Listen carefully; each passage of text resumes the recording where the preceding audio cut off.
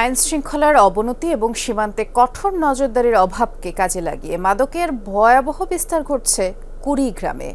ইয়াবা, গাঁজা, ফেন্সিডিলের মতো নেশাজাতীয় দ্রব্যের সয়লাব সীমান্তবর্তী জেলাটি।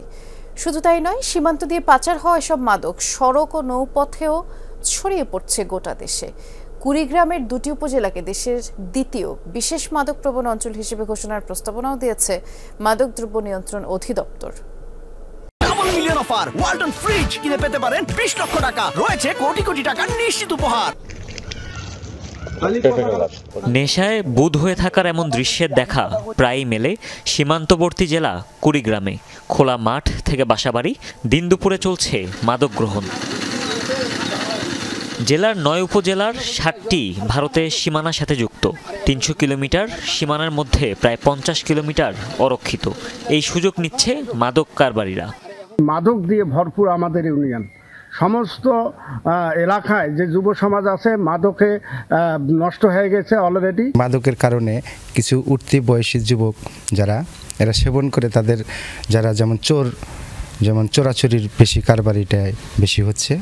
স্থানীয়দের অভিযোগ, রাজনৈতিক প্রভাবের কারণে মাদকের কালো থাবা থেকে মুক্ত হচ্ছে না এই জনপদ। আছে দুই দেশে সীমান্তরক্ষী বাহিনীর যোগসাজশ। বিএসএফ গুলি 20 রাউন্ড করছিল, সেখানে আপনার প্রায় 1.5 কোটি টাকার মাল ছিল। এর সাথে জড়িত যারা, তারা হলো 1 নম্বর আছে হলো জাইরুল ডাক্তার ছেলে পলাশ, 2 নম্বর আছে কিডনি আজাদ ওরফে আজাদ। প্রশাসন, বিএসএফ, বিজিবি, তারপর হচ্ছে আপনার পুলিশ, এরা কিছু করতে পারে? এরা যার যার মতো আছে, সিন্ডিকেট করা আছে। যেরকম পুলিশ লাইন আছে, বিএসএফ এর লাইনম্যান আছে। আওয়ামী লীগ দীর্ঘ 17 বছর ক্ষমতায় ছিল, 16 বছর।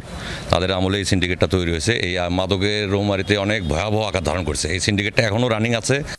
ভয়াবহতা বিবেচনা করে রৌমারী ও চর রাজীবপুর উপজেলাকে মাদক ঝুঁকিপূর্ণ তালিকায় দ্বিতীয় অঞ্চল হিসেবে চিহ্নিত করেছে সংশ্লিষ্ট অধিদপ্তর।